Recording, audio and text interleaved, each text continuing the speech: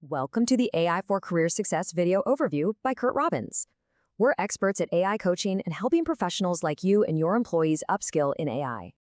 Let's start with a really critical question, something that touches on the content we all consume every single day. You see, the music streaming survey's Deezer did a survey, and the results were frankly staggering. It turns out that 97% of listeners, well, they couldn't reliably tell the difference between human-made music and tracks generated by AI. Now, our analysis today is based on an article from Ars Technica. It's titled, Deezer says 44% of new music uploads are AI-generated. Most streams are fraudulent. It was written by Ryan Whitwam and published on April 20, 2026. So to really understand what's happening here, we first have to get a handle on the sheer volume of this AI-generated content that's flooding the music world. According to Deezer's own data, nearly half, 44%, of all new music uploads to its platform are now being generated by artificial intelligence. And what does that percentage actually look like in real numbers? Well, it translates to about 75,000 new AI-generated tracks being uploaded to just that one platform every single day. It's created this unprecedented flood of synthetic media. But you have to ask, why? This explosion of AI content isn't some accident. It's actually being driven by a very clear financial incentive, and it's all rooted in streaming fraud.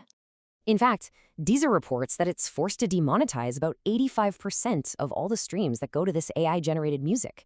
And the reason for that? The listeners are actually bots, not people. They're all part of a fraudulent scheme. So the main goal of all this activity is to exploit the royalty payment system.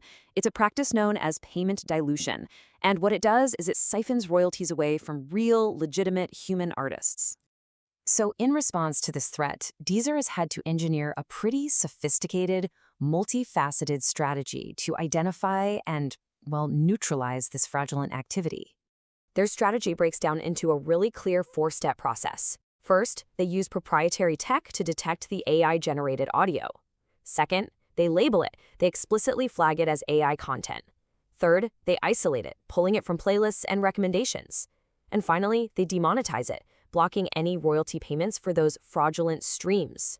And Deezer's CEO, Alexis Lanternier, has confirmed this proactive stance. He said, "Thanks to our technology, we have shown that it's possible to reduce AI-related fraud and payment dilution in streaming to a minimum." This situation, though, isn't static.